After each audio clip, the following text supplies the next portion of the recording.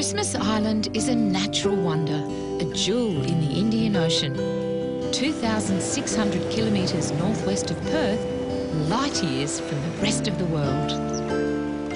People have only been a part of the equation here for a relatively short period of time. So, beyond the laid-back settlement that stretches out from Flying Fish Cove, the original ecology endures. A haven for wildlife, replete with surprises for ecologists and travellers alike.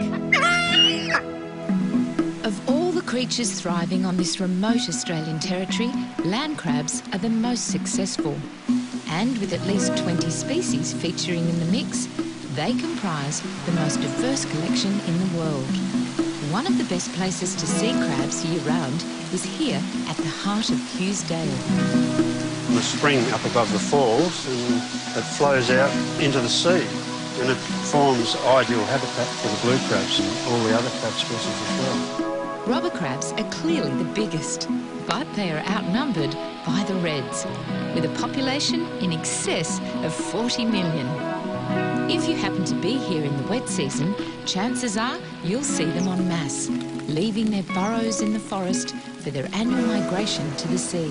The uncanny thing about the migration is that it's more or less a dead straight line in the interior of the island to the coast. The bird life here is equally captivating, and most species are easy to see. There are brown boobies nesting on the shore terrace, red-footed boobies in the trees, and higher up in the rainforest canopy, the last Abbott's boobies on Earth. I suppose there's enough habitat type there, and it provides a niche for each of those three species, and they've taken advantage of that and are able to nest here quite successfully. You can literally spend hours on the coastline just watching the frigates and golden bosun birds fly, or take a walk into the rainforest to meet a few of its special residents. It's the sort of place that spoils you for life as far as bird watching goes, and if your interest in nature extends seaward, expect to be completely overwhelmed. I've been diving here for about 12 years now, and I wouldn't have it any other way. With dive sites all around the island, the team at Wet and Dry Adventures can nearly always find somewhere in the lee. Few places in the world offer such diversity across a relatively small area. And fewer still have this opportunity, the chance to dive into a cave.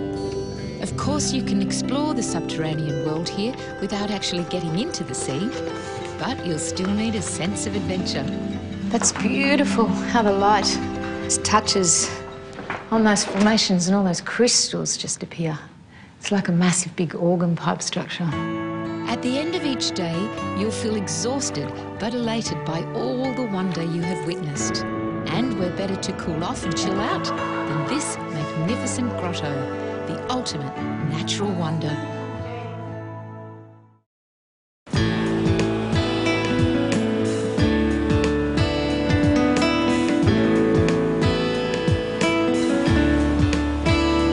The Cocos Keeling Islands are incredibly remote and unbelievably pristine. An oasis in the Indian Ocean where you escape the worries of the world.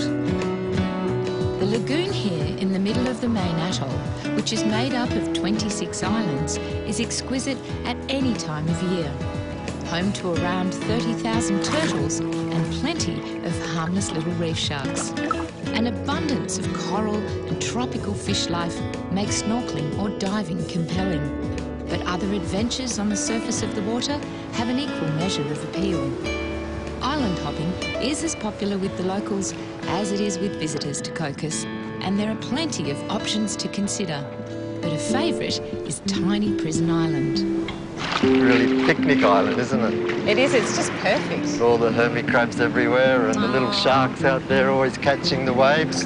It's like this every day. Every day is like this. It's just beautiful. Most of the beaches facing into the lagoon truly are pristine, but others are awash with treasure. It always constantly changes, so you never really know what you're going to find. It's pretty exciting and dynamic. A lot more fun than just going into an art store and buying new materials, that's for sure. Emma Washer runs art workshops that utilise the flotsam and jetsam. and showcases the work of other Cocos artists inside this extraordinary gallery, a masterpiece in its own right. Most of the local Cocos Malay community reside here on gorgeous Home Island. And Ozzie McRae is both passionate and able to bring his people's history to life. During Cholesterol era, the men have to collect roughly between 400 to 500 coconut a day.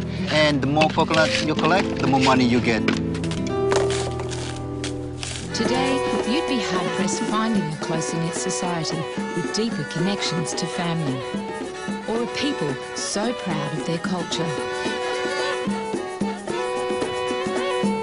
This really is a paradise in the truest sense of the word, where the only thing that seems to be missing is you.